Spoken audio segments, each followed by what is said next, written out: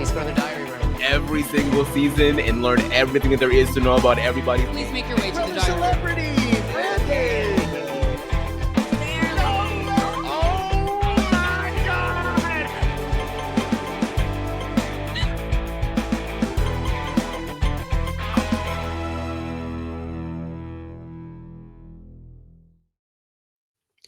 Welcome back, everybody, to another episode of The Diary Room. Starting off 2025 hot here in the Diary Room. We got a full calendar year ahead of us to get into all of these matchups as we continue the project here of finding the best Big Brother player of all time. 6 players at a time, you know the deal. But if you need the reminder at the top of 2025, 3 players go through each episode, 3 stay behind, and that's the process. Eventually, we'll have the best player in Big Brother history. I am Matt. I'm here with Aman. Aman, welcome to the new year. Happy New Year, everybody. I'm hoping that you guys had a fantastic holiday season, and we're back. We're back to start off 2025. Judging old ass Big Brother players, maybe some current ass Big Brother players as well. But just super excited to be back, and yeah, let's kick it off. Yes, and we're kicking it off with another new guest here in the Diary Room. Not a new face by any means. If you are a fan of Big Brother or Big Brother coverage, you know this person from lots of live feed updates, roundtables, all of the above over on RHAP. It is Maggie Morgan. Maggie, how are you? Hi, you guys. I'm so excited to be here. Thank you for having me. I feel so honored. This is so exciting. We're so happy to have you. For a perfect person to kick off 2025. You always bring the energy, the joy to a podcast. So happy to have you here. Well, I'm like so lame because I love Big Brother so much. And I've been listening to the podcast. I've been binging it over the past couple of weeks because I have been home for Christmas. So I had the time. And I like some of these matchups. Some of you guys, like sometimes people will be like, oh, I don't really remember them that much. And I'm like, I do. I can tell you. I'm like, I'm such a loser. I'm like, I remember Jack Owens. I remember him. We need that. We do. We need you on more episodes, I guess. But we're working our way through. Very, very. It's always nice to have somebody come on saying that they've listened to any episode of the podcast, let alone been binging them. So we appreciate that. It's been fun. So it's so fun. It's like it's so fun because it's the most random pairing of people.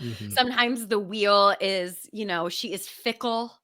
And sometimes she brings you a matchup that you did not want, you did not expect. I'm thinking specifically of Lisa and Janelle. I'm really glad I was not on that episode because I don't know what I would have done.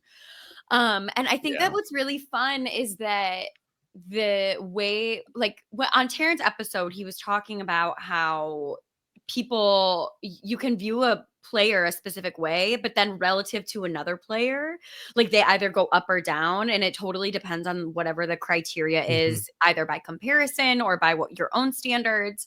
And I do have a bone to pick with Please both do. of you. Oh, both of us. I'm in trouble too. It's usually just Aman. Thank God. Thank God. Because specifically the Lawan episode, I literally, like, my thing is that I love the delusional players. Like that's my whole gag, right? That I'm like, I want somebody to be on my television where I'm like, this is not a real person. How did they find them? And Lawan, like, absolutely made his mark on Big Brother 1000%.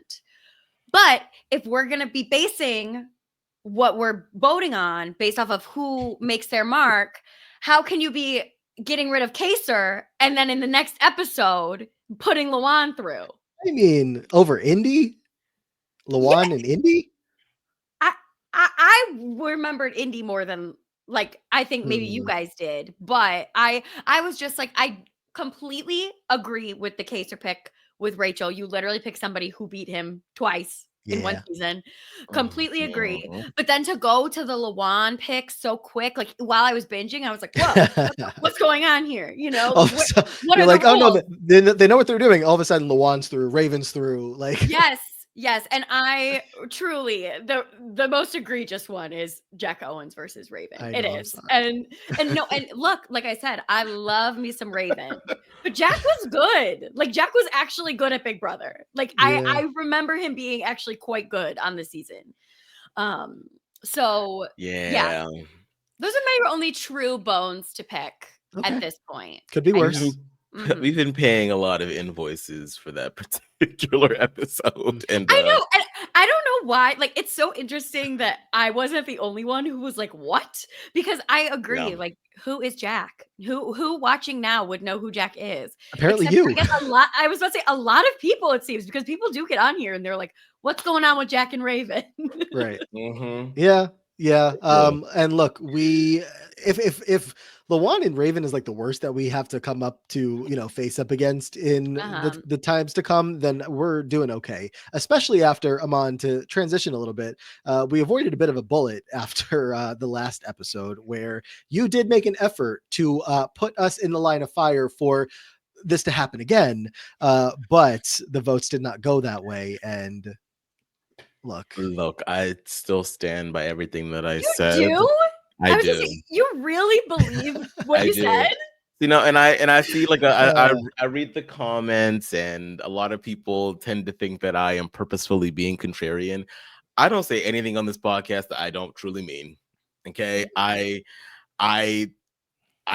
still stand by it. Like I take everyone's arguments for Matt. I acknowledge them.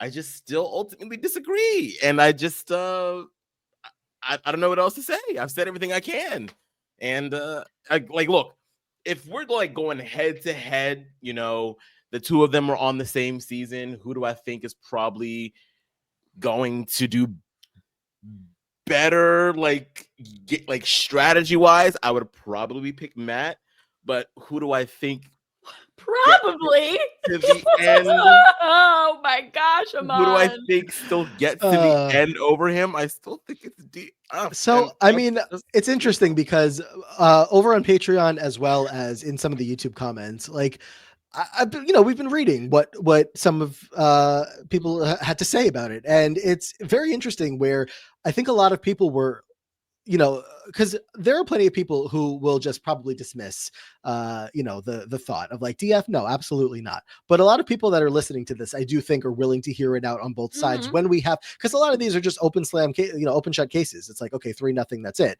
So when we at least have a discussion going, I think people are, again, open to hearing at least the argument. So there was plenty of comments of people saying, I hear what you're saying, Amon. You go out on a ledge sometimes, and I don't always agree with you. This is one of those times, but I hear the argument. So at least that's what we're kind of going for, right? I feel like everyone was like, there, Amon. I loved the matchup because it was like the guy who created we call it the brigade strategy, but it's really like the parachute alliance strategy. And Matt has said before on podcasts that he got the idea from Danielle and Jason, and he was just like, what if we expanded to 4 people? And then the Cookout did it with 6. So right. Like, I thought that it was actually like a really fun matchup because it's the guy who started the brigade who like, usually people are like, oh, wasn't that Enzo? Even though it was Matt. And then the guy who is very adamant that he is the person who made the Cookout, and they all agree. Everybody says that he created the Cookout, So I thought that it was a fun matchup of like the Parachute Alliance creators. Yeah. Yeah, you could not have had a better matchup. I'm very pleased with it. So again, the comments have gone both ways on it.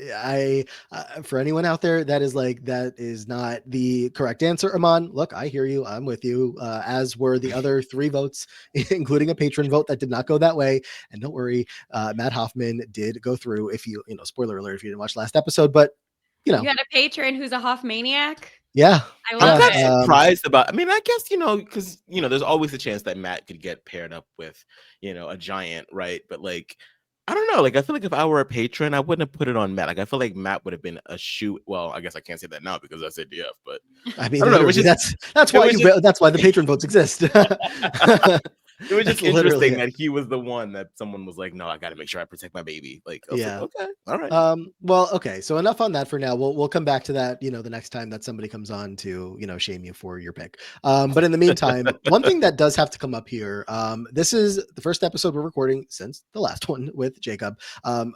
what I meant to say with all of that is that I have since seen the House of Villains finale. I don't believe Aman has watched it. Maggie, anything with House of Villains on? Okay, so I am watching season 1 right now. Oh. So I really don't want spoilers for season 2. I'm sorry if you're about to give some, and I just totally derailed you. Should I take out my headphones and let you talk for a little bit? That could work, because I think some people were looking for raring to updates. go. Okay, I'm gonna take out my headphones. I literally and then responded to a you guys YouTube comment saying, just like wave when it's time for me to come back. Okay, great. Okay. Perfect. This is funny. I'm Maggie. No, don't actually come back. Don't come back. Okay, so this is so funny. In the House of Villains finale, I'm assuming you don't mind spoilers. I don't mind spoilers now. I kind of already know what's going on too. Do you know what happened in the finale? I don't know it specifically, but I know that there was a big blow up between Wes and Jesse. So for anyone that is also like Maggie looking to avoid House of Villains spoilers, take out your headphones as well or skip ahead. But Jesse pulled one of the most iconic moves I've seen in reality television. I hope Maggie can't read lips. But Jesse had Wes, a strategic mastermind from the challenge, who showed up to House of Villains to dominate the gameplay there. Like, long story short, he had him begging on his knees for a vote that would have given Wes the win in the entire season and the $200,000. And Jesse told Wes he had to get on his knees and beg for the vote if he wanted it, which again would have been the vote to win. Wes did it, got on his knees, said he was a loser and he's at Jesse's mercy. And Jesse did not give Wes the vote to win House of Villains. Jesse gave the vote to the other guy, Safari. The fact that we didn't know that at the time. Do you know Safari? I do. What is the did he win? Safari won House of Villains. What? Ew. Yeah. I'll tell you more about it later. So I might have just spoiled people, but I tried to give you the warning. So just saying that's a thing. Maybe we'll get into it more either when Maggie comes back the next time, or in the next episode, we'll talk more about the Jesse of it all. But the fact that I didn't know that this man was like creating historic, monumental television moments, even still today. I mean, just good stuff. Let's get Maggie back. Maggie, come back. Aman looked shook. I have to say. Funny. He looked shook by the conversation. So I'm Welcome sure back. It was good. Yeah. I was saying, we'll get more into it next time. Maybe, especially next time, if we remember next time you come back on. But that was great. That's the update there. Okay. Well, with all that said, Maggie, I've also been hearing some feedback that people like to hear people's backstories. So I'm going to ask you the question that, we like to remember to ask from time to time is, what got you started in Big Brother, for those who don't know? I feel like I've answered this a couple of times. So apologies to people if you've heard me say this a bunch, but so I was probably in I don't know how old I was, but it was BB13. So probably 8th or 9th grade. And I used to, do you remember when you would have on demand TV, before Netflix, whatever. So it was on demand. I was going through whatever shows there were, and Big Brother was on there. And I was like, what is this? And I'll never forget the first episode of Big Brother I ever saw was BB13. Was the episode where Rachel was screaming in Cassie's face, about something. I was like, what is this? What's happening? I became completely obsessed with it. I binged the whole season up until that point, and then was following along. I hated Rachel at first. And by the end, by finale night, I was standing cheering for her when she won because I was so excited. And I always say that to me is Big Brother. When I started the season being who is this crazy woman screaming in this person's face? And by the end, I was like, go Rachel. I was so into it. And I mean, I was I think in BB13, I didn't realize there was feeds, but by the time BB14 happened, I was really, really early on Twitter. I used to text tweets from my phone. Love it. Text to tweet. I forgot about that. Text to tweet with my slider phone that had the keyboard. Yeah. So I remember being on Twitter for BB14 and BB15, seeing the live feed updates from there. And that's how I sort of got into everything. I will always say though that BB20 holds the most special place in my heart because that's when I really discovered RHAP and I listened to the podcast every single day. I had just moved to New York. It was my first summer in the city. And I for the first time ever, I was like, oh, I get why people like fantasy football. Like it's the thing that's next to the thing that makes it even more fun, you know? And so I just really like when Big Brother is good, I really don't think there's anything like it. I really don't. And I have been like, my favorite seasons they all have the same sort of thing going on, which is there's one player who's so amazing, who I'm completely obsessed with, and I really, really want to win. And in most of them, that person doesn't win. Right. Like I have my 3 favorites. It's Tyler Crispin, who's been on. I just told you I love BB20, so like he's very special to me. Tiffany Mitchell, who's also been up on the wheel, and like nobody watching Tiffany play, getting to podcast about it was like nothing else. And then my OG favorite player is Netta from BB Can. And just like, I've got to say, Tiffany can never come back because both of those other people on their second showings, they did not do well. And I'm like, Tiffany, I'm worried because I think I'm maybe cursed with the people that I love the second time they come back. But I really like we all know I love the crazy characters, but the reasons that I really get into the season is when there's a strategic force that I'm just like, they're out of this world. This is so exciting and amazing. What are they going to do next? To bounce off of one of your picks, I will not say the spoiler here, just in case anybody wanted to jump ahead, or if you don't know the spoiler outcome. Did you happen to watch Netta on Traders Canada? I did not. I didn't. I've been really, really busy, so I haven't been able to. But I do know the spoiler. I'm not going to say it, but I do know, and I plan on watching. Okay. Well, anybody that is looking for more Netta, if you have not watched Traders Canada, it is a joyous watch of the season, however it goes there. Even though we just spoiled all of House of Villains, even though Maggie wasn't here for it, we'll save the full spoilers of Traders Canada, I guess, until Netta comes up. I don't know why I'm doing that.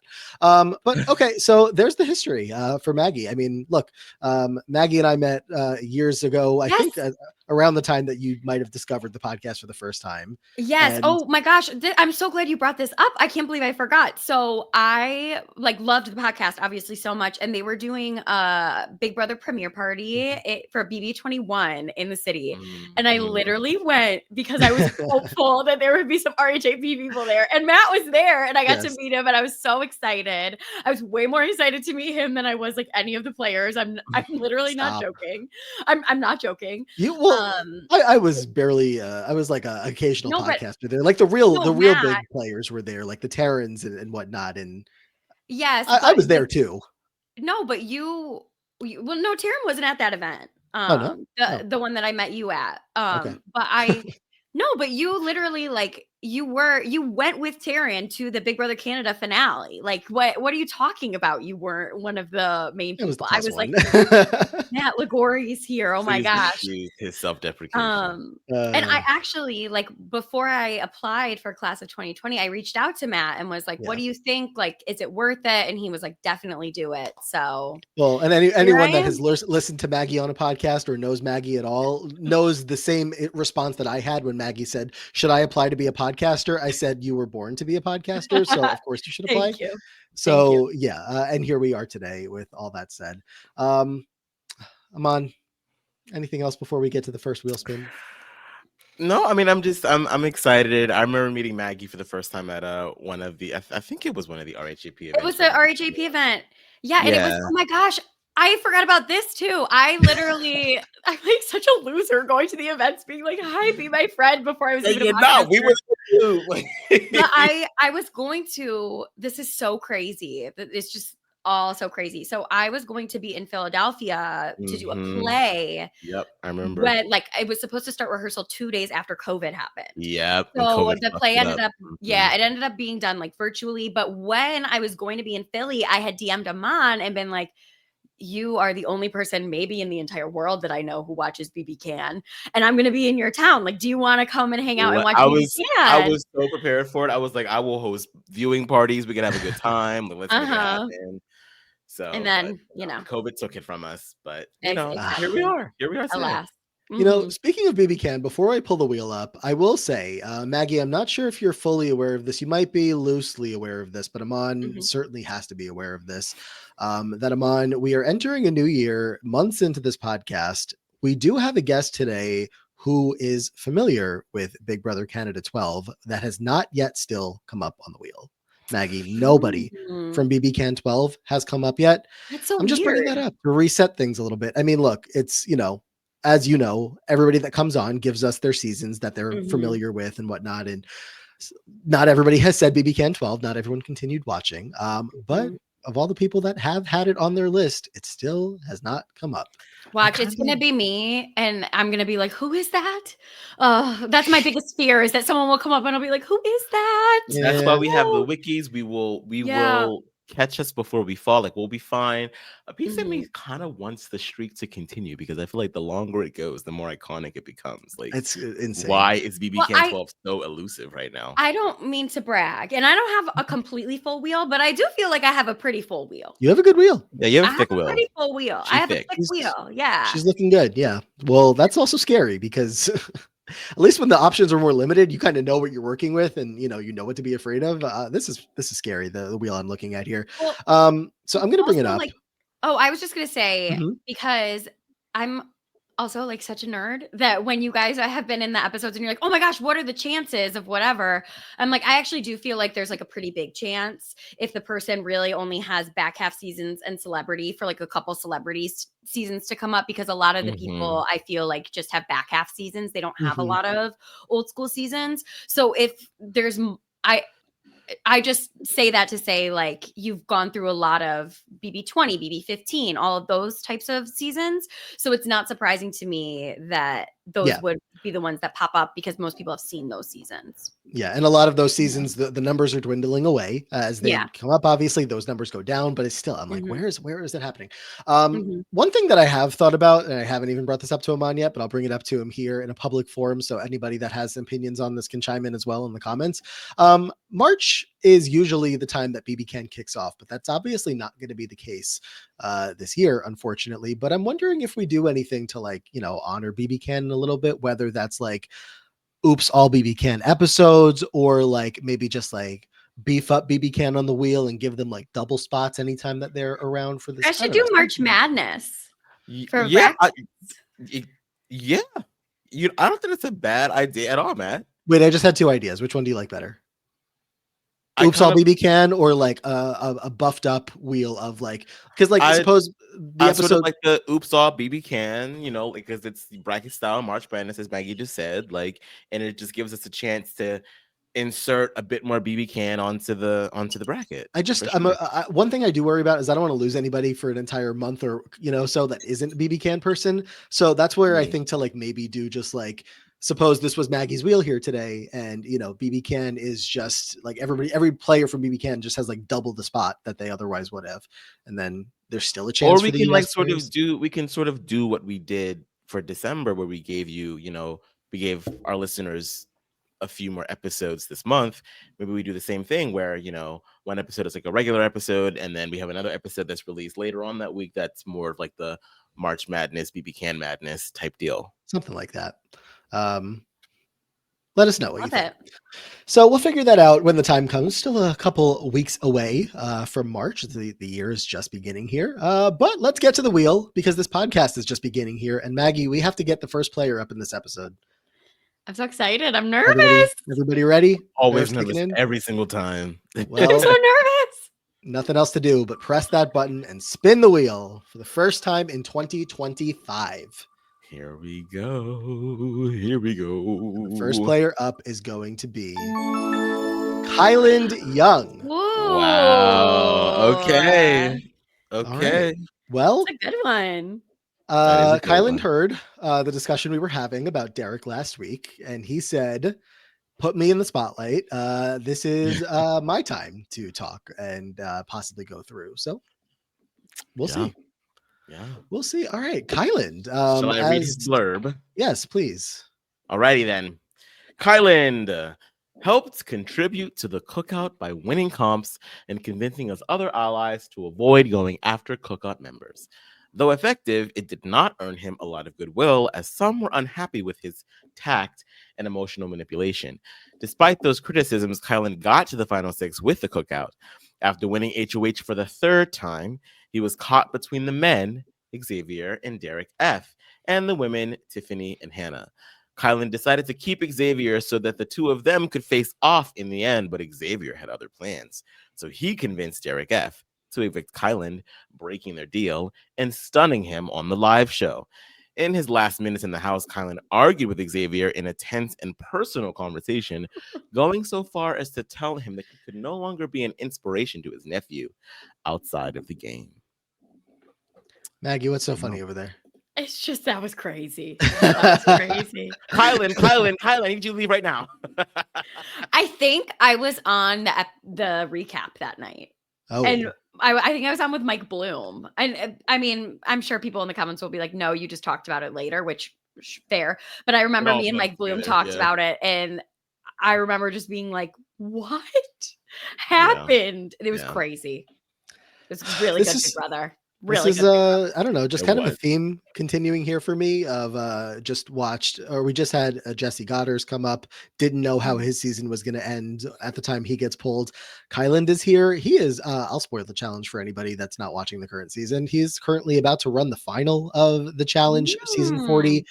Unclear how that's going to go, although I'm sure a lot of people listening already know how it's going to go.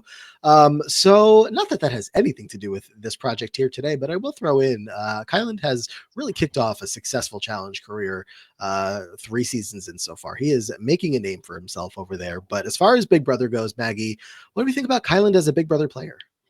I think Kylan's a good Big Brother player. I think Kylan absolutely could have won his season, and I think you drop him into most seasons and he does really well. He's very physical, obviously. He's very handsome. He's very charming.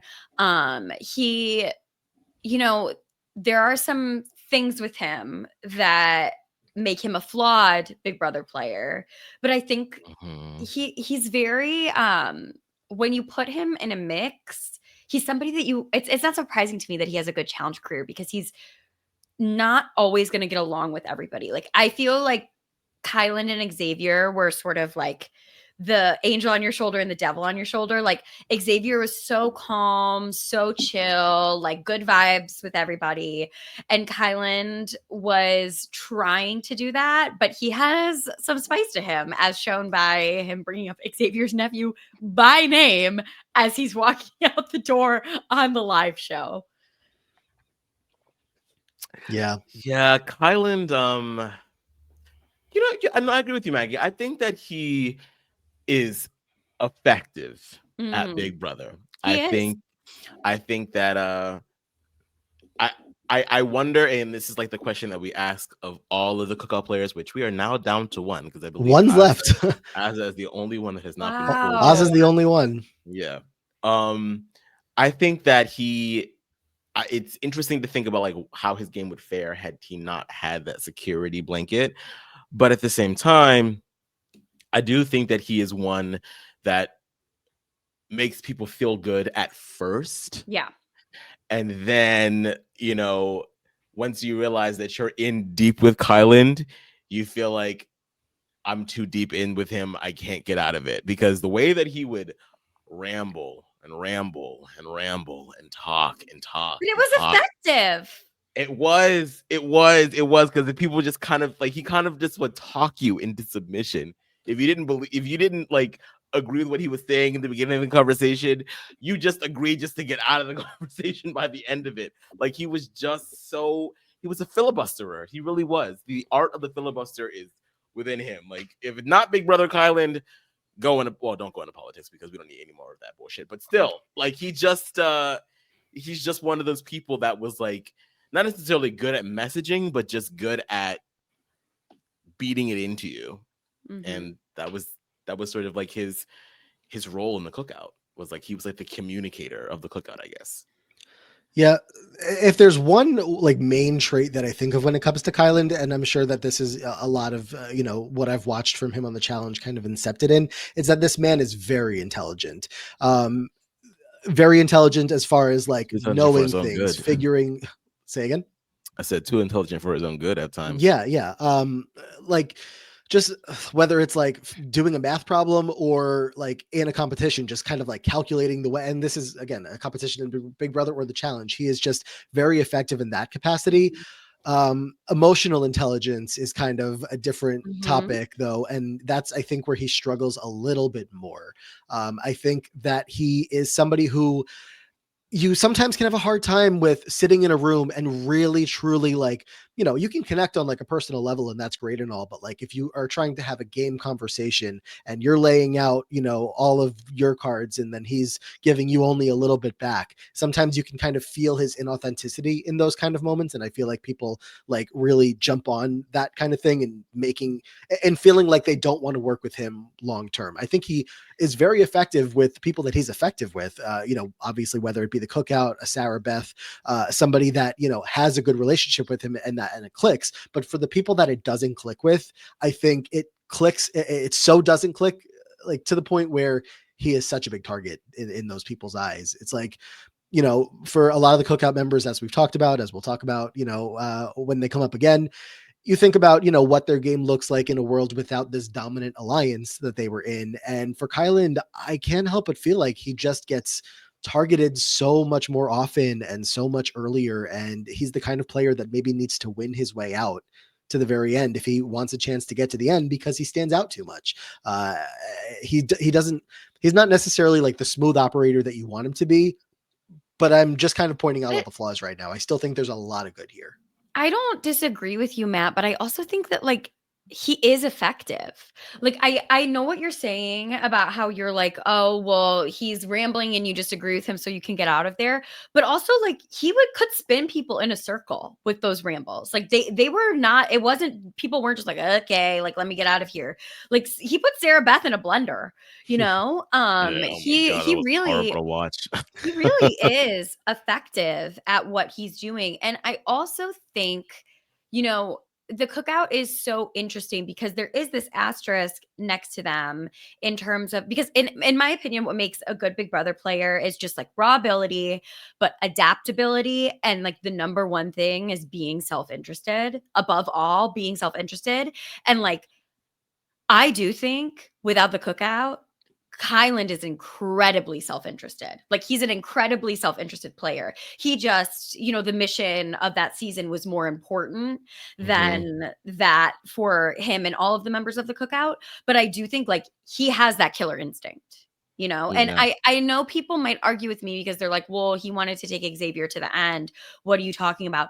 But he like really thought he'd beat him. Like he thought that he would beat him, and he ditched Tiffany because Tiffany wasn't exactly as loyal to him as he believed her to be. So it was like he was like, well, I want to drop you before you drop me. It's just that, you know, X probably wasn't the person to run to. No, but like I think that people, I don't think that that's because X manipulated Kyland into believing him. I think that was Kyland's hubris getting in his own way. Right. But yeah. For all the flaws that I was pointing out, that again really lends to why he's so made for the challenge, because even when you get caught in a situation like that, you go down to the elimination and you have the chance to win your way back into the house and not get eliminated. And Kyland already has a very good elimination record. The fact that he has that elimination record isn't ideal because you don't want to go into as many eliminations as Kyland has had to go into, but you know, different twists, different seasons. He's seen a couple and he's been very good down there. So, you know, if we were talking straight up just his challenge game, I'd probably have him higher on the basis of like, even look at the HOHs and vetoes that he's won, 3 of each on Big Brother 23. So the man is good at competitions, good at challenges. And yeah, I mean, he is, like you said, Maggie, like you said a couple times, effective is a great word for it. Because even if it's not like 100% accuracy, it's a lot more than a lot of players have. So I feel like the only person that like was not a fan of his bullshit or would not like do the round and round with him was Azza, you know. And what a great thing to have, someone that's in your alliance that will call you on your BS, because if it were anybody else, you know, he might be much more of a target than he already was. But yeah, so it's always interesting to think about, you know, how he would fare without them. But I agree with you, Maggie, in that like I do think that he is someone that is willing to pivot immediately. Mhm. And that, that within itself will put you not only above other people of the cookout, but just like above people in general. So Mhm. I think Yeah. Kylan would really do well on a returning season. One thing that he's talked Mhm. about in his time since being on the show is his struggles with his autism and in the house, how that affected him, and in conversations and in just everything within the house.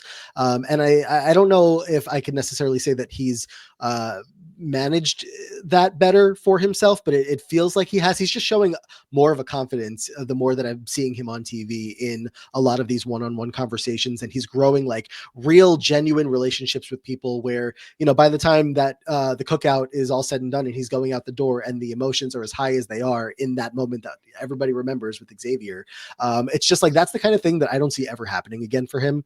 And that's not necessarily like something that happened just because of what he deals with, but just in general, like the way that he's been able to kind of like keep himself in check, stay within his own head of like knowing what to say, what to do. I just think he'd be really good in a returning season. So we'll see if that ever happens on Big Brother, but I think he might be just on the challenge for the foreseeable future. Who knows? Well, there's Kyland Young, baby.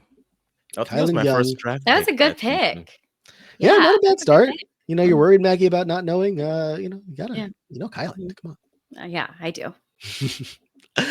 All right, ready for the next player here? Who's going to match up against Kyland Young? It's going to be a tough one if it's a good player. I know. I'm so scared. But hey, let's start off hot. We did last week. Up next here today is going to be no freaking way. Who is it? Okay. It's Monet. Okay. Who would you think it was about to be? The name under Monet is Sarah Beth. Oh my gosh. The name one spot away from Big Brother 12's Monet is Sarah Beth. That Oh my Kyland gosh. was BFFs with.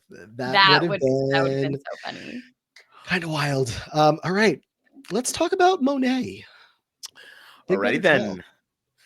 Monet began the game aligned closely with Brittany, and they gained a reputation for constantly trash talking the other house guests, most notably Rachel. After Rachel won HOH, she targeted the pair and nominated them alongside each other. After Brittany vetoed herself with the POV, Rachel nominated Matt alongside Monet. Despite a blow-up between Matt and some of the house, the brigade was able to protect him, and Monet was evicted by a vote of 7-2, placing 12th. Can I tell you something? So, Maggie, we talk about, players that you're worried you may not have to say a lot to say about. When we started this podcast, and I thought of those types of players, I'm like, who am I not going to have a whole lot to say about? Who do I like just remember nothing about? Monet was the name that came to mind every single time. That's funny. I've since revisited, so I have a little bit more prepared than I would have on day one, but I was like, who is Monet? Somebody remind me. Do you remember Monet enough, Maggie? Yeah, I do. I remember she was friends with Brittany. I remember, this was the time of absolutely no diversity in any cast. She was the only person of color on her cast, I believe. I don't think that there was a man who was a person of color on that cast. Yeah. It was all of the Brigade boys, Andrew, Brendan. Yeah. Oh my God. Was she the only Black girl? Yes, she was. So I whenever I think of Monet, I actually usually that's what I think about. I'm like, that must have been a really difficult experience for her, just in general. And I loved her friendship with Brittany. I thought that they were really fun. I remember Brittany's goodbye message to her when she was crying, and she's like, "Who am I gonna talk shit with about Rachel?" It was so funny. I'm gonna miss talking about her hair extensions and how she's dressing slutty every day. Yeah. But I think that she just was really outclassed. I think people were in that house really ready to play. And I think that she just, she didn't really have any shot. I don't remember much about her strategic acumen, if there was some. Maybe Matt. I haven't watched it in a while. And the things that I remember about her are more like character based rather than strategy based. But yeah. My memories are not in the strategy orbit of her. 12 was like one of the first ones that I hit when I was doing my rewatch. And I was like, okay, if we're finding good things in Monet, it's that she does seem social. It does seem like she could have found ways to like make more connections with people. But I think that by the time she gets evicted, of course, Amon, stop me if I'm wrong. I think literally the only connection that she had seemed to be with Brittany. Like the fact that she wasn't good with the brigade or Brendan and Rachel was like, all right, everybody's fine with her going. Yeah, I mean, I think she was just one of those people who just didn't know what type of game she was playing. Like she was very vocal about not liking Rachel to the point where Rachel found out about it. And it was like one of those things where it wasn't like the next move is to be like, "Oh, Rachel, I'm so sorry." It was like, "No, now you know." Yeah. Well, fuck you. And it was just I'm gonna pout with Brittany over here. Whereas Brittany, when they wound up on the block, Brittany went upstairs to talk to Rachel and be like, I'm so sorry that you feel like I'm not on your side. Like this is not the type of game that I want to play. Whereas Monet couldn't really be bothered to do that. She just felt like this was just a reality TV show where you can just talk shit and that's still going to get you by. And unfortunately, that's just not how Big Brother works. Sometimes it works that way, but not when you're one of the only people of color on the cast, unfortunately. Yeah. So, it just, I don't think she did herself any favors, but like, she was funny. Both her and Brittany were hilarious together, and I had a good time watching them. But it was just, like outclassed is definitely the proper descriptor for her, for sure. If Brittany picks you to be her girl, to be her ride or die, I'm like, I can trust Brittany's opinion. I think most of the time. So that says enough to me that she had the good social game to get in good with Brittany, who doesn't like everybody. She likes a lot of people, but not everybody. So Monet, by the way, what are we doing now that we had? Last episode we started BB23 versus BB12. Derek versus Matt. My gosh. And we're doing it again. But this time it's Kyland versus Monet. What's going on? What weird. Yeah. Weird stuff. The wheel, the magic of the wheel. I also have to say I love this 2009 outfit. She's in like an office pencil skirt with a gigantic belt and a purple tank top that appears to have a pocket over one of her bosoms. Like, I'm like, what is going on here? But I'm obsessed. It's giving like an outfit that one of the contestants of ANTM would wear to panel, and then Tyra would be like, "Take that belt off. So much better." Yeah. Exactly. Does anybody feel like Monet is like at all in the what's his name, Dominic Brion's category, somebody who has gone through to the next round of like the potential could have been there? I mean, for Monet, it's very specifically the one person that should not have won HOH to put her that would have not put her in danger, that ends up winning. Rachel gets the HOH and obviously wants Monet out at that point. But like if that doesn't happen, if she goes on, if Brendan and Rachel get split up sooner, any potential? Maybe. I don't think so. I think, maybe she stays a little longer if Rachel's not the one to win HOH by virtue of Rachel not winning HOH. But I don't think that she is someone who really like bunkers down into the strategy of the game. I think that she goes based off of what we've seen. I think that she kind of just goes off of her emotions and she continues to play the I don't like this bitch game, which is fun to watch, but like it's not a very strategically sound game. So I don't know if she stays much longer, even if Rachel doesn't become HOH. I think she just sort of continues down that road. Sure. So yeah, I think I'm in agreement. She seemed cool, but we did not get to know her for very long. So the way I feel about Monet, Hamster Watch will sometimes tweet like when somebody is like gets evicted before the first, like Paloma leaves or like a situation like that. Hamster will always tweet like, "We hardly knew ye," and that's how I feel a little bit about Monet. It's like we hardly knew ye. Yeah, and look, she was a second boot. She wasn't even. She was there for what, 20 days or something like that. So yeah, but the first boot of BB12 was like an excited, like she was getting into fights. She was the saboteur. Yeah. Yeah. Yeah. Well, I would say the first boot might even have a better chance of going through the next round than Monet does right now, but let's make that official if it is going to be the case. Maggie, Kylan versus Monet. I am putting Kylan through to the next round. All right. Now, Aman, cast your vote for Monet so I can fix this. Shut the fuck up. Oh my God. I will vote for I'm okay. I will vote for Kylan to All go right. through. Well, the BB23 versus 12 energy is restored here as a vote is unanimous in favor of the correct What is that? player. 4 out of 5 cookout members that have now gone through? Yeah, right? Yeah. Who? Yeah, DF did not, but spoiler alert for the podcast. Xavier Chatta, and now Kylan. Tiff, Xavier, Kylan, all through to the next round. So, how do you like that? All right, let's get this wheel back up and let's see where we're going next. Do it, baby. Ready? Do it. Ready or not. Here we come. Here we go. The next player up on today's wheel, Diary Room 2025, Maggie Morgan, is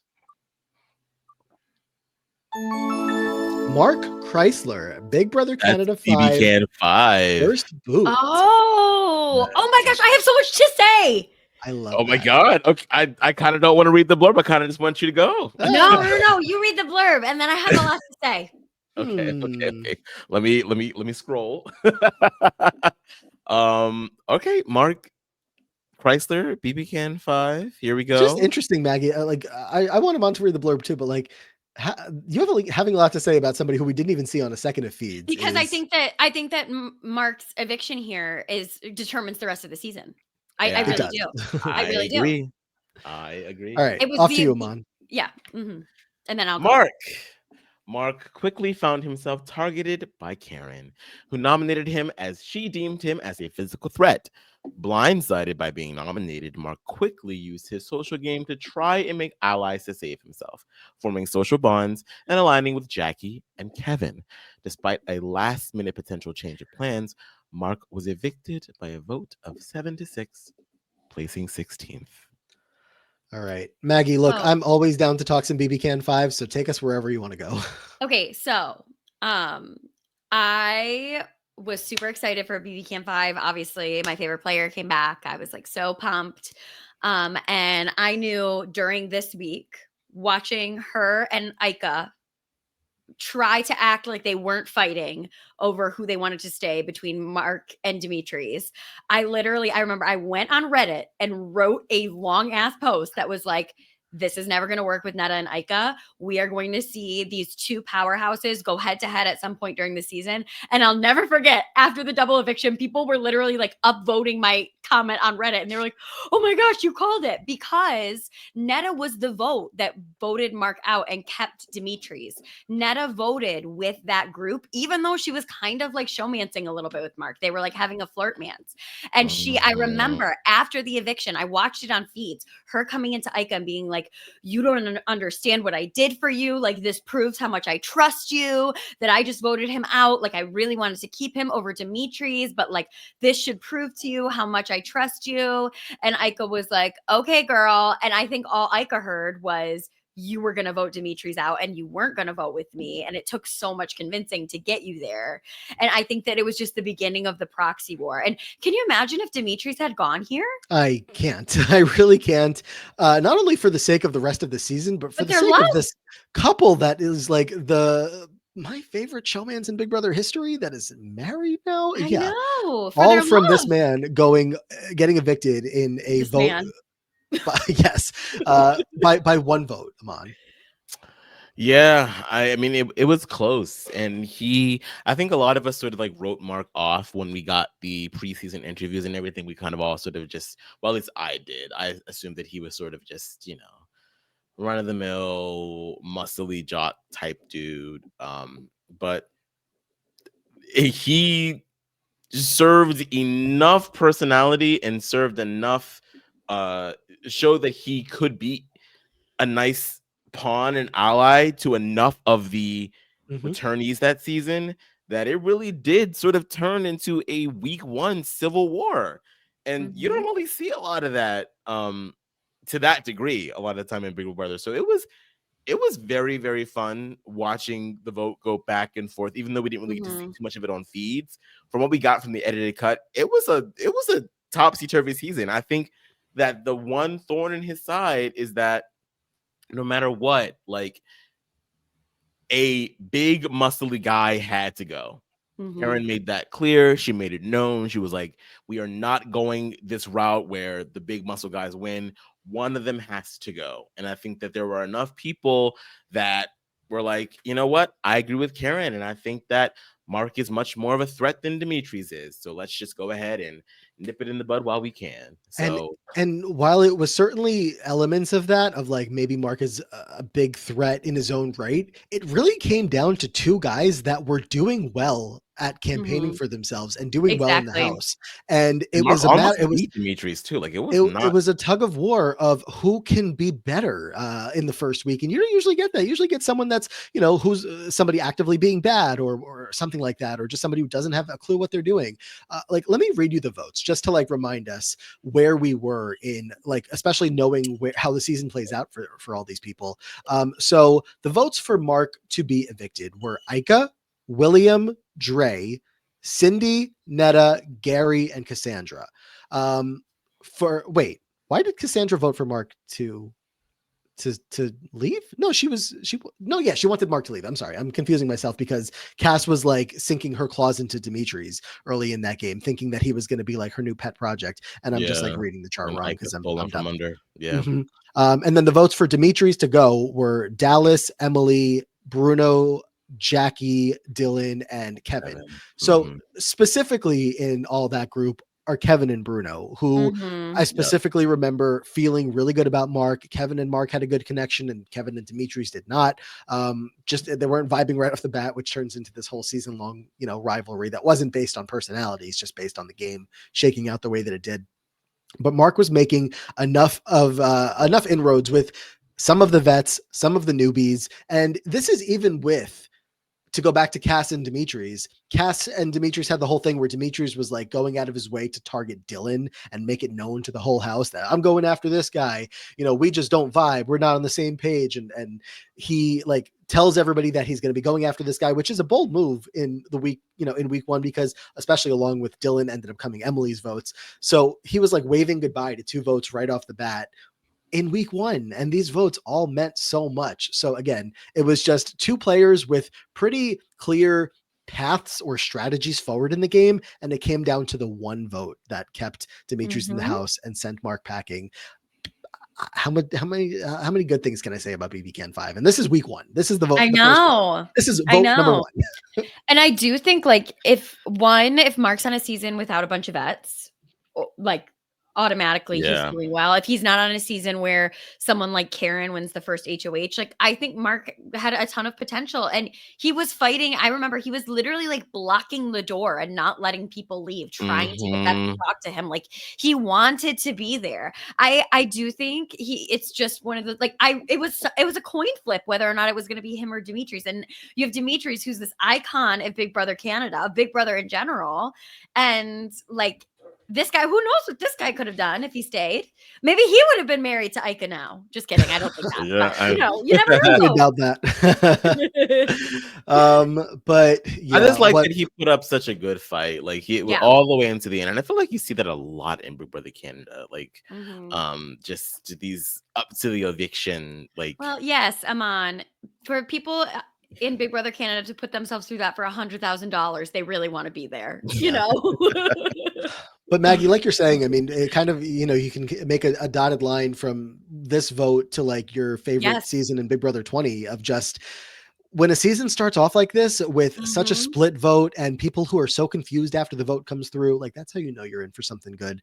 And the only way that you get to those votes is either, you know, maybe you're so bad. I guess there's a world where you're so bad that people want to keep you over a big threat, or you're just a decent player, or you had potential. So Mark, you know, I don't remember, I think RHAP did a like best first boots ranking maybe a little while back. I don't remember if BB Can was included, but point being, he would be pretty high on my list, my ranking. So yeah, he was fun, but he's still a first boot. He is. He is. And that's why I'm saying I have a lot to say about him, but like obviously I had less to say about him and more just about like his effect on the season overall. Well, first of all, just happy BB Can came up. Second of all, very happy BB Can 5 came up. Any opportunity, I'll take them.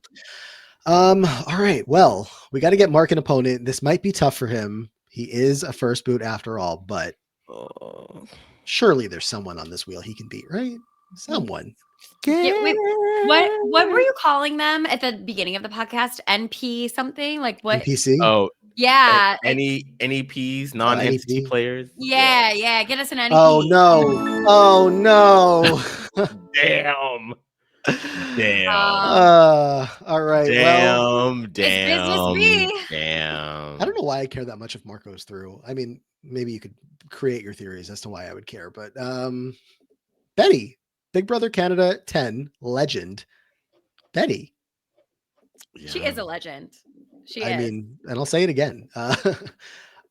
Absolutely loved watching the journey of Business B. Did not love watching all the downs as much as the ups. But what a character in Big Brother history. If you have not seen BB Can 10, what are you doing? But I'm on. Notes on Betty. I still can't get her face after Josh did that to her out of my head. Anyway, Betty, an outspoken personality inside the house. Betty made a deep run in the game. Thanks to her strong social relationships and comp wins by both herself and her allies. She had a long-standing Final 2 deal with her closest ally, Josh, and both eventually reached the finale night. While Josh won the final HOH and seemingly was keen to take her to Final 2, she was viewed by Josh as more threatening to win more jury votes than Kevin. This led Josh to instead surprisingly last minute betray Betty, ending her game in 3rd place. I thought we were going to ride this till the wheels fall off. Genuinely, like, there's very few, I think, moments in Big Brother history where like the emotion and like just the raw feelings that someone is experiencing on the show tell you what this experience can be for some people. There's few that top what we saw from Betty and Josh, especially towards the end game there. It was the most brutal television. It could have been on a scripted television show, the way that all shook out. Like in the final days, in the final moments, like when she felt betrayed by him and when she was crying, sobbing, and telling him, you know, she understands, she's not mad, but she was, and she was upset and she was devastated and she was going through the whole range of emotions, and just telling the two of them, like telling each other, I see you at my wedding. I see you standing by my side on my wedding day, but you betrayed me in this. And just the feelings that these two had in this season, just two emotional people that had a friendship tested by the game of Big Brother. Man, BB Can 10. BB Can 10. Incredible stuff. I'm on here, right? I really didn't really care for Betty's game in the beginning of the season. And that's justified at the beginning. I really didn't. I felt like she was out of the loop, petulant, and just I felt like she was waiting for things to happen for her as opposed to making them happen for herself. But she really, really, really came into her own as time went on, and she really was the true dark horse of that season. And I don't know, I try to sympathize with people because we don't know what it's like to play Big Brother. I still can't quite understand what Josh was. Well, we know what Josh was thinking. He had a crush on Kevin. I just You did? Is that part of the lore that I'm not caught up on? I was gonna say, I didn't know about that either. I just remember thinking, well, no, the great Kirsten McInnes looked at me and said, well, Kevin just put Josh in a blender. And I was like, yeah, I mean, I think he certainly manipulated the hell out of him. Part of it, but so I didn't catch a crush, but me either. Could have been. Kevin was married. It doesn't matter. No. Not actually married.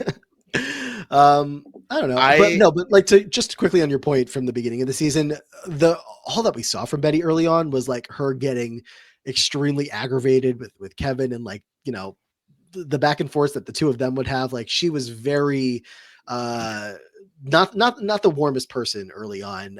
And of course that changes, and Kevin does eventually get her to kind of open up a little bit and kind of pulls her in, and she gets a little bit like looser within the game. But it was scary early on because I feel like we saw the potential in her, and there was a lot of worry that maybe the way that she was approaching some of those game conversations could have been messy. But Maggie, what do you got? Yeah, I mean, I think that Betty, you drop her into 100 seasons, I think she goes pre-jury half the time. You know, like I'm not like, I think that this was a very specific season that had a Kevin Jacobs in it, maneuvering and slithering his way through. I think Betty was able to get her feet underneath her about midway through the game. And then just at the end there, she ran into the brick wall that was Kevin. And, you know, I think that she is one of the all-time, like you said, one of the all-time Big Brother stories, because there were highs and there were lows. Like that's what makes a good Big Brother story. We love the back and forth. Like we don't love watching a steamroll. And Betty was up and down the whole season. Big Brother Canada 10 was up and down the whole season. Everything was topsy-turvy all the time. And I think that there were times, I will say at the beginning, where she absolutely should have been the person who was nominated, and she wasn't. Like she was able socially to maneuver well enough that even though she was third on their list to be nominated, she was third, so she didn't get nominated, you know? And so I will give her that. Like she was able to keep herself off the block in those really early days when it really should have been her, given the house layout. And I think that she just trusted Josh too much. And but I love Betty. I would love to see Betty back. I would be so interested to see Betty back because I don't know what she would be like. I feel like Betty was fairly unpredictable on the season, in my opinion. I was like, what's she gonna do next? What's she gonna say next? You know? There's sometimes. Oh, I'm sorry. Go ahead, man. No, I was just gonna say, like, I would be very interested to see her come back as well, because I think one of the things that she can take away from her first time playing is not getting in good enough with enough people. Because I feel like, yes, her game in the beginning, she was viewed as expendable to almost everybody. She had a few alliances here and there, but she was always on the bottom of each one. And I think, okay, like knowing that you were never in the nexus of any group, how do you then change that narrative going back into the house? So I want to see it happen too. But with that being said, I think that she really did her best to take any information that she did have and use it to her advantage and try to claw her way to the top, which is why, you know, we all were standing her ass at the end. It's like, oh girl, you've been through it. You've been through it this whole season. We want to see you pull it out. It's just that, you know, it's much more of a, I don't want to say pipe dream towards the end, but it's much more like her, you know, we're relying so much more on faith in her game as opposed to what actually transpired throughout the season. Okay, but she was supposed, like, if Josh had taken, like, Josh was supposed to take her. He should have. And also, like, he might have still won, but he still should have taken her. That was crazy. I think that I don't really know what would have happened there. I think we have to go through. I would need a refresher to count the votes. But I mean, I'll never forget. It's given us so many just like iconic moments from the Taryn Asia video of them with masks on, like standing up, both of them. Like, oh my gosh, so good. Yeah. So good. I mean, I do think she wins that jury vote pretty handily up against Josh. And I think that that's the reason why you could squint and see a reason as to why Josh was evicting her over Kevin, obviously added on with the, you know, incredible amount of manipulation that Kevin was doing to Josh to convince Josh of that being true. I mean, again, it was true, but Josh probably loses in both of those circumstances. It was just Kevin being so much of a stronger player that, you know, he's going to convince Josh that even though he's been this mastermind all season, Betty still has a great social game and she still has a bunch of friends in the jury. She's going to win if she gets there. She probably would have. So while she's not somebody who, you know, for all the flaws that we've pointed out in her game, there's plenty of reasons, like you were saying, Maggie, to be concerned that she could go out, early in some seasons that she competes on. But for the times that doesn't happen, if she's there at the end game, she is likable enough and social enough that I think she has the jury votes if she can make it to the final two. She's of course also here on a season where how many HOHs were either Gino or Marty, in a season that has, whether it's more equitable comps or something, and more people winning power. None of her people ever won power except for Josh later in the season. And that's a different story. But he wins, when he wins power in a real way, it's in the triple eviction. There's enough people in the house that even though she does go up on the block during that as a replacement nominee, she's still safe. You don't want to be in that position in the first place, but she was still safe. But if her group had won more power earlier on and she was able to keep other people like a Summer, maybe a little bit longer in the game, Tanisha not going out pre-jury, there's avenues where some of the people that she was working with, could have continued to stay in the game, being a bigger target than she was. And then all of a sudden she's at the end of the game with people who actually might have been loyal to her, but you never know. Yeah. What a tragic. It didn't have the wins in the beginning. It didn't have the alliance. And that really can do you in. It's hard. Mm-hmm. Look, she had her HOH. It was an important one. It was final 5. She had her veto win. She came off the block on, I think it was a Marty HOH, and another one a good one to be safe for. Mm-hmm. If nothing else, Betty's a legend. I think when she won that veto, wasn't she like, "I'm not going anywhere, Marty"? Yeah.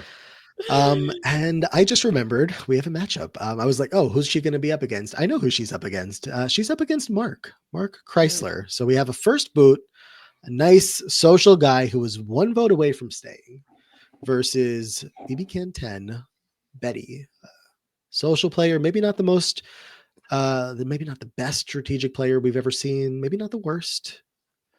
Anyone have a strong take to start us off? It's interesting because I feel like both of them, well, one of them is definitely an early boot, first boot, and the other is a potential early boot many times. I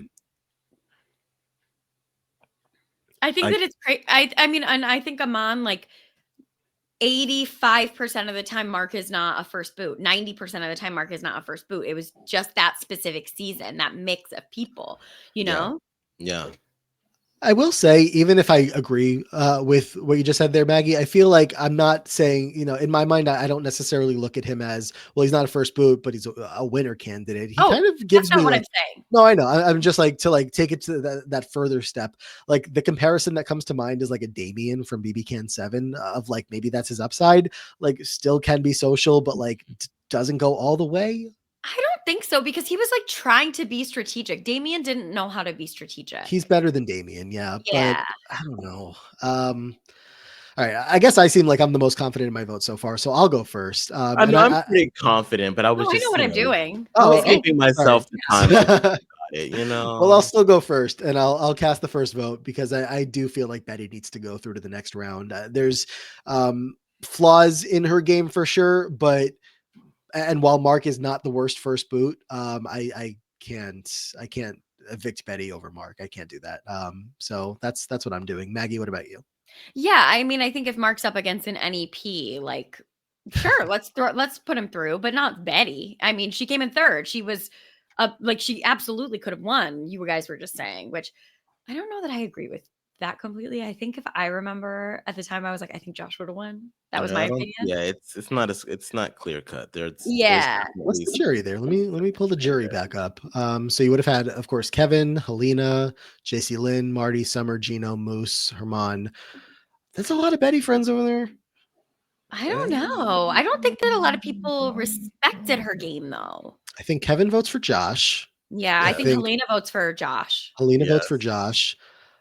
It probably comes down to like what JC, Gino, Summer and Marty might vote. I think Summer maybe votes for Betty because of Van Dam. I think Summer, Herman, and Moose, I think all vote for Betty.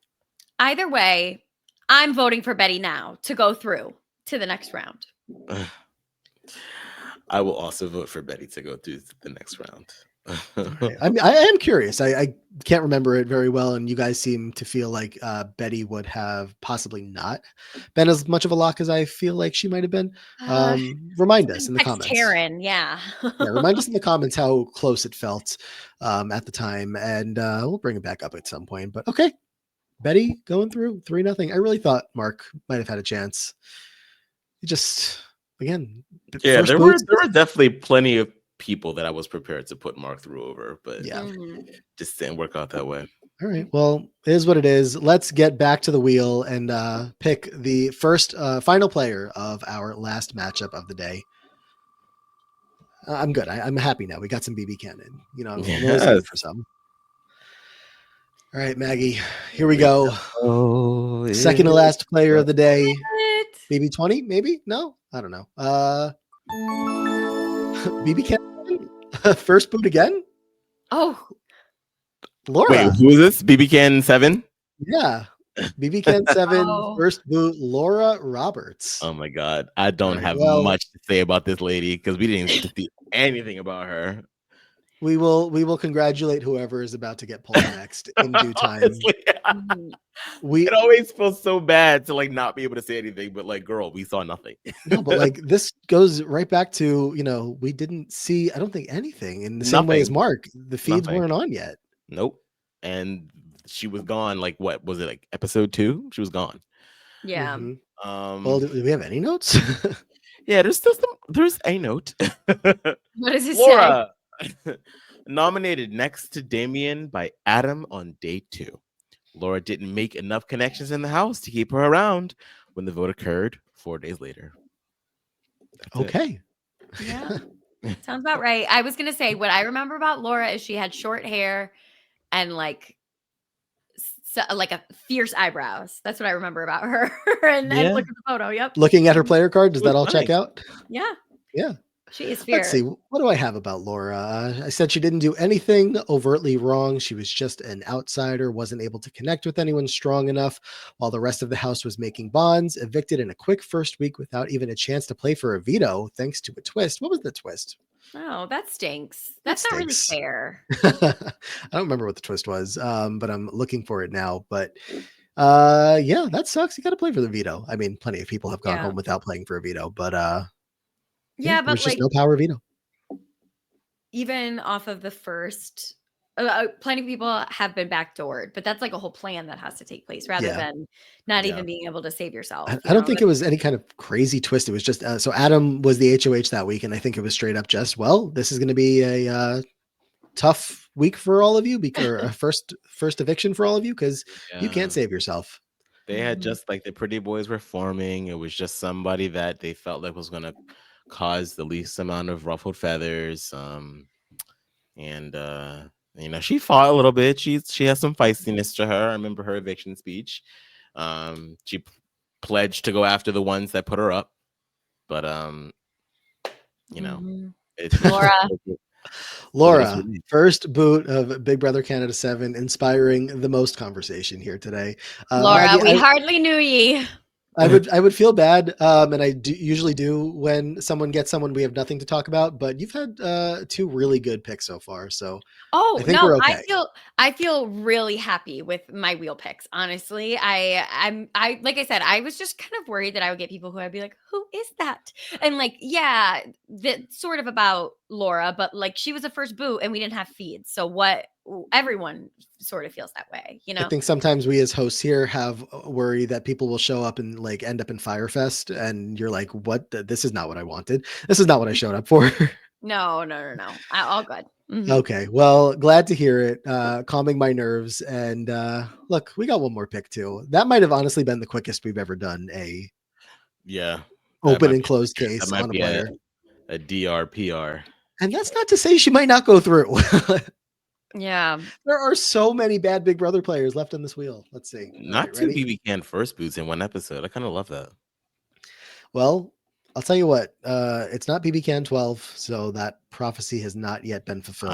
I know. You know, But- I was like I was sort of like, I wonder if my episode will be BB Can heavy because I have seen most Yeah. seasons of BB Can.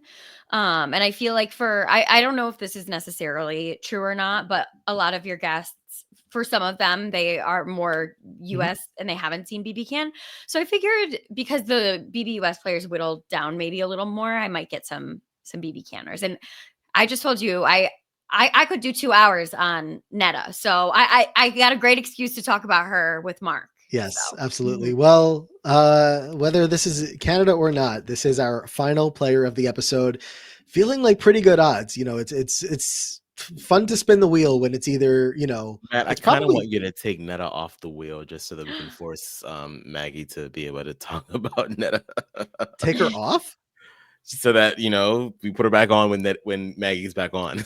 Oh, like in between if she doesn't come up now. I think you meant like right now, just cruelly take her off so that No. she can't come up. no, well, she will go through, obviously. So then I'll get to talk to her when I'm back after, in a year when you do in the next round for Mhm. sure. Okay, well, in the meantime, let's just do this thing here and find out who the last player is of today's episode. Up against Big Brother Canada 7 first boot, Laura. Oh my This person God. might have a pretty easy ride to the next round, and that person is going to be Kelsey Faith. Is that is wait? Big Brother Canada 4 runner-up. Gotcha. Okay. Now, Who also is, I don't think is good. Maggie, so you were correct. You had a big BB Can Yeah. episode. I thank you for that. But My pleasure.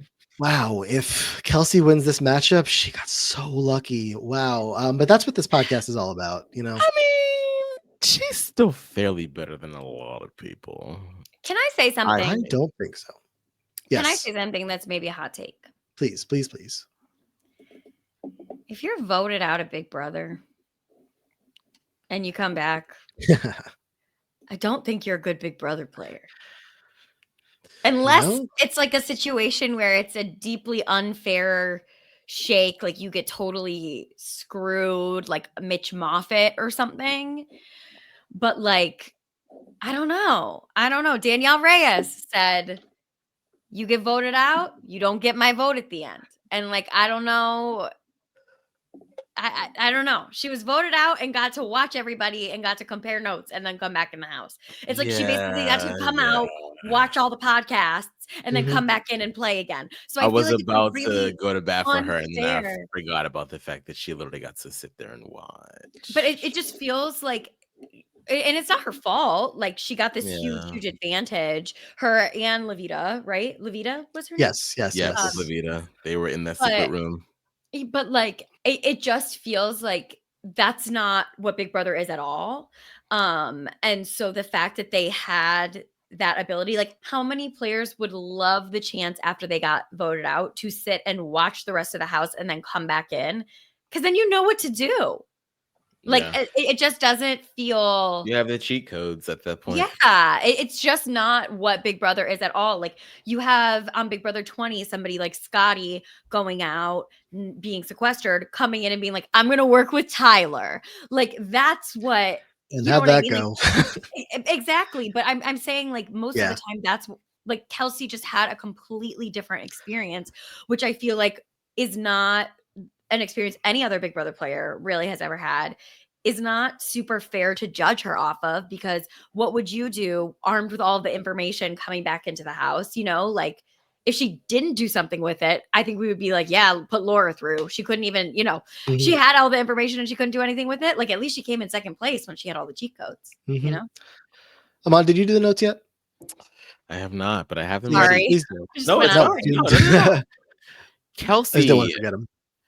Became the leader of the Third Wheel Alliance with Jared and Raul, but ultimately evicted by a vote of 8-2. Kelsey entered the secret suite, where she figured out that Mitch was running the game. After Kelsey was voted back into the house, Kelsey set her target on Mitch and convinced Raul to target him using his power as HOH.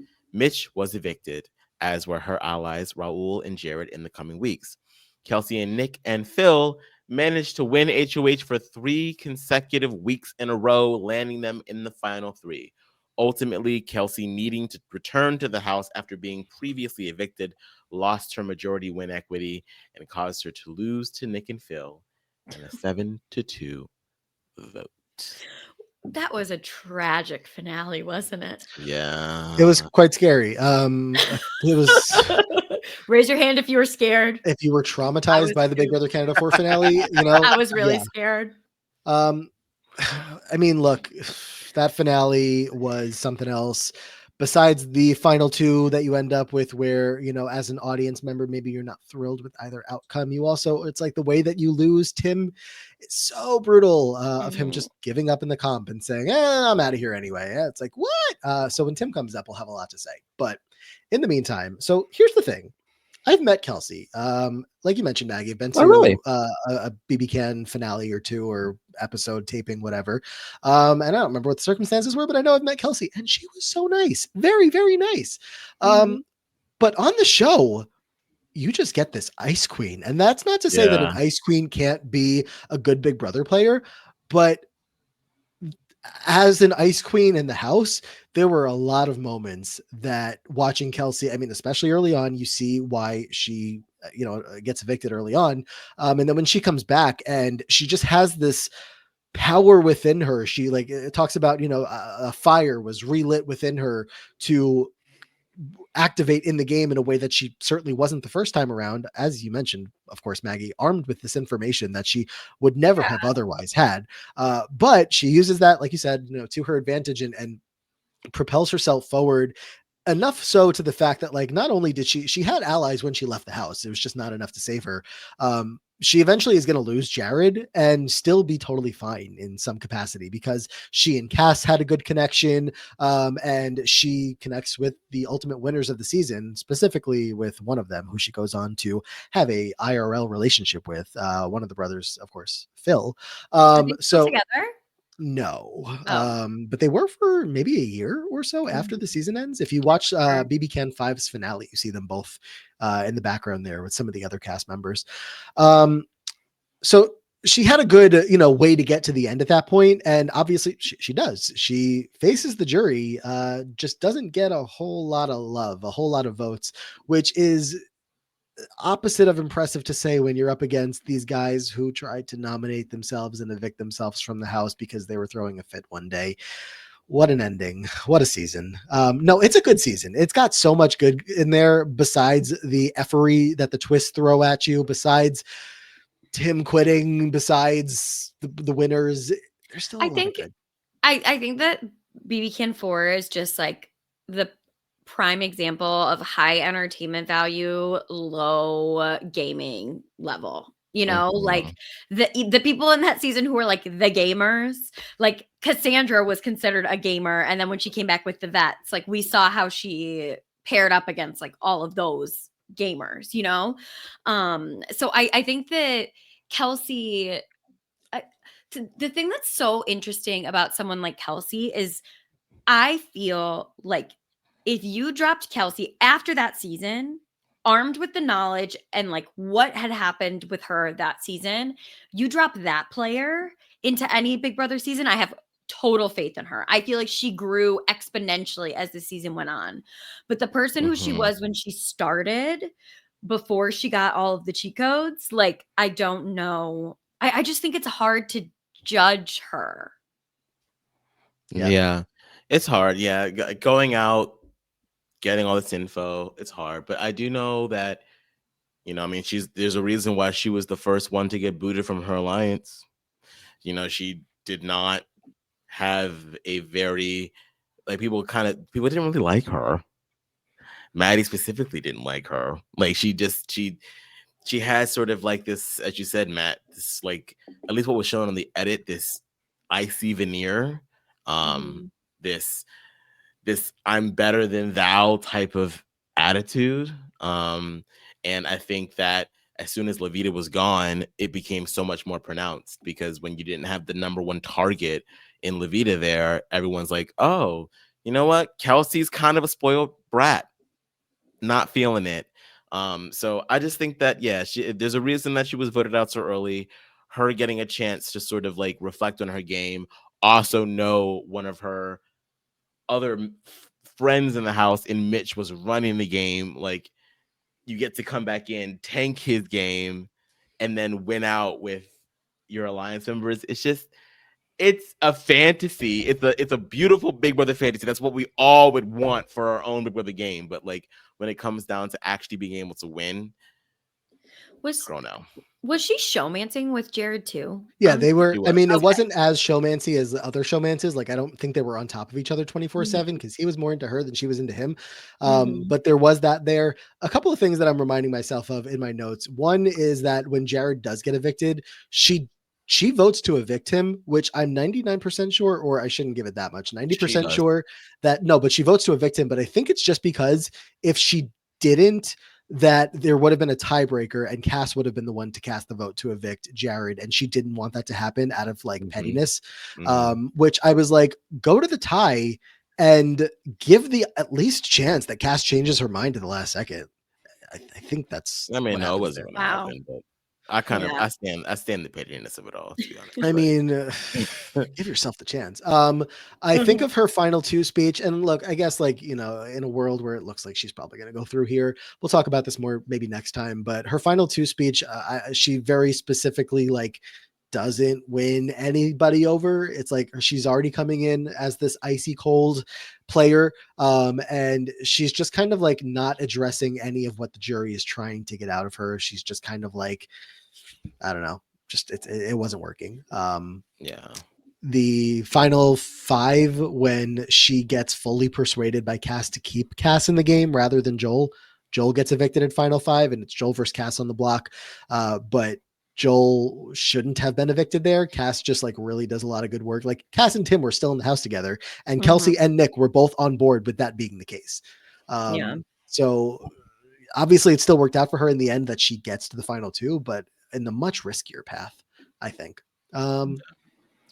Just throwing some points out there for Kelsey. I don't think it's going to matter much, unless anybody, with the conversation that we've had today, feels like maybe this is a player who is so untrustworthy in Big Brother that you would take the unknown of Laura over her. Amon, what are you thinking? I'm going Kelsey through. Okay. Unfortunately. She had a nice matchup. She really did. Yeah, lucky. I was gonna say, I think that like if she had come up next to Mark, I might have voted Mark through over her. But I vote Kelsey through. That would have been an interesting matchup. I don't know if you noticed, Maggie, but she also had the hand behind the head, the arm popped out. Oh my gosh, yeah, Mark and Kelsey had the same pose. All right, well, I'll make it 3-0 for Kelsey to go through and Laura to get evicted. We don't know enough about Laura to make a worthwhile pitch for her, unfortunately. And as we pointed out, that's not the case for every first boot. We just had a whole conversation about Mark possibly being strong enough to go through, but that's where we're at. All right, well, Maggie, to recap your episode here, as we just saw, Kelsey is going through. Kelsey, the runner-up of BB Can 4, to the next round. Laura, first boot of BB Can 7, evicted, as is the first boot of BB Can 5, both out in the same day. Mark Chrysler. Betty from Big Brother Canada 10 goes through to the next round. And at the beginning of the show, we had Kyland go through to the next round, evicting Big Brother 12's Monet. Maggie, we good with these picks here today? Satisfied? Yeah, I feel very satisfied. I feel like I got a solid group to chat about at least. I obviously, I'm not sure how many like heavy hitters we got here who are absolutely going to make it through to rounds 3 and 4, but I feel really satisfied with the episode overall. I'm sorry Netta didn't come up. I mean, if you have anything you want to just like make the pitch for whoever does get to talk about Netta, you're welcome to. I think people are blinded by their Ica love. So they hate Netta because they love Ica, but you don't have to pick. You could love both. That's my pitch. True. That's all I'm going to say is that I think people will say they don't like Netta just because they love Ica, but why can't we have both? ¿Por qué no los dos? Amon, can we revisit the BB Can 5 video that you made, the double eviction video? Can we somehow get that back on our social media? Because a lot of people probably never saw that and need to see it. So It's good. my favorite thing Also, you've ever done, and I've podcasted with you for years. it's so Damn. good. It's so good. And I'll have to dig it up. I will say though, like I know you guys are always like BB Can 5 is the best. It was really hard as a Netta stan. It was Oh, I'm not the sure. best for me. It was a hard time. It was a It hard time. was. It was. Mhm. And if you want to watch good fun gameplay from Netta to make up for it, you can watch Traders Canada and see how that all Hey. goes there. And yeah, it's tough, and whenever it comes up and whenever she comes up, we'll get into it again for sure. Mhm. While I don't think in the moment she saw any value in her contribution to that moment in Big Brother history, she probably Mhm. would have rathered be anywhere else but a part of that moment. It is Mhm. still Big Brother history that is like Mhm. never could be recreated, and I will always appreciate both of their involvement in that, knowing it probably didn't feel the best. I think she's doing okay now, I hope. Mhm. I think she's It's a okay. time. I It's think a she's time. fine. And She's got a win hopefully, under her belt. Okay, Ika Oop. doesn't. Ooh. I'm just saying. So BB Can 5. There's the pitch. Look, this podcast I think is a pitch for anybody that is not a Big Brother Canada fan to go check it out, because Mhm. all I do is not shut up about BB Can. What I also don't shut up about is how much I enjoy talking to Maggie Morgan on a podcast, and so happy to get to do that today, Maggie. Thank you guys for having me and letting me ramble on and on and on about these first boots. Oh my gosh. Of course, and Kylan and Betty. Yes, and And Kylan Kelsey. and Betty. Mhm. Maggie, what is going on for you? Where can people find you and chat with you? Are we chatting these Yes. days? People can find me on Blue Sky. They can find me on Instagram and TikTok at @MLMorgan_. I don't even know my handle on Blue Sky. I think just maybe ML Morgan. I think that might be it. I'm just back for something like this. I'm around. Obviously, it's the quiet season right now. We're sort of in between things. I'm really excited for Amazing Race to come back. Amazing Race has become like such a love of mine. It's also become something that I've like binged in all the off seasons. It's very comforting to me. So very exciting for that. Very excited for that to come back. I wanted to shout out, if you're watching visually, like look at my beautiful sweater. My sister-in-law made this for me. She's at Oh. Bold Crochet Co. on Instagram. She's opening up a shop so you can get one of your own. She also makes crocheted bags. She makes tons of different types of crochet wearables. She makes little hood scarves. So I definitely think that you guys should check that out. I got her into Big Brother as well. So you can DM her about her Is Big she a Brother T case. course stand then? Because they're She crochet did. sisters. I literally, when T-Core showed up, I texted Carrie and I was like, I do think this is you. Like, I think this is actually you. I love that. But yeah, so I just wanted to give her a little shout out because I got it for Christmas. This was my Christmas gift. It's like amazing. Aw. I So think you can expect a Mhm. text coming your way from one Brian Scally in a little bit. I know that is like his vibe. So I Yeah. expect he's going to maybe make a purchase, and everybody else should too. But Maggie, so great to have you here. Can't wait to do it again sometime in the future. Are you going to be watching the Traders? Yes, absolutely. Are you kidding? Because it's starting very soon. As of when this One comes out, a couple days away. So Oh yes, 1000%. I will be there following along. I love the Traders. I'm actually, when this comes out, less than a week, I'm hosting a Traders themed birthday party for one of oh my my best god, friends. I'm Oh going to my be the Alan god. Cumming. So of that's course great. I've been hitting up Grace, obviously. I've been like, please help me. And then my other friend, Will, who also is known as the drag queen, Shut Up with Two Mhm. T's. So she's on Instagram. She hosts, if you are in the Chicagoland area, she hosts a Survivor watch party, Drag Race watch party, Big Brother watch party, all of it. You can find her on Instagram and follow along. Like, she has alumni there. They do drag shows. She's so funny. One day you'll see her on Big Brother or Survivor or one of these. So you should follow her, but she also hosts live games. So I've been talking to my friend Shut Up about all of that. But also RGP traders will have already happened when this Mhm. comes out. So maybe everyone in the comments will be talking about that. But as of this is in the past. So I'm excited to watch that. But Maybe get some ideas. Traders regular proper or whatever is in the future, a couple days away as of when this comes out. So I'm excited and listened to your preview with Puya, which was a lot of fun. And if anybody hasn't checked that out, of course, go check that out. All three of us recently had our episodes air. So you want to learn about Brittany Haynes over there. Oh wait, that way, Brittany Haynes, Dorinda, right? Dorinda Medley. Yep. Yeah, Maggie had Dorinda. I had Sierra from Summer House. So go check those out and everything over there with the traders coverage, and going to be covering that on Free Agents as well if you want to check out the Free Agents podcast. So Maggie, thank you again for being here. Aman, you are truly here. Drag Race is here as well. It is happening. Yes, because this is coming out. I think after Drag Race. Yes. Is Drag Race not this coming weekend? Wait, no, because this is coming out next. It's next Friday, Tuesday. Right? I feel like it comes out this week. Yeah, I think it comes out January 2nd, right? Why did I think it was the 7th? I mean, wait, I can check right now. 7th. January 3rd.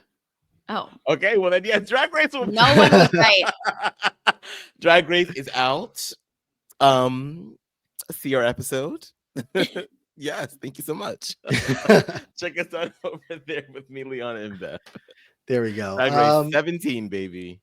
And if you want more from Aman and I, plenty more ways to get involved in the diary room from in between episodes and beyond over on Patreon, patreon.com/the diary room. You can vote for a player. None of those votes came up today, but we still got plenty more.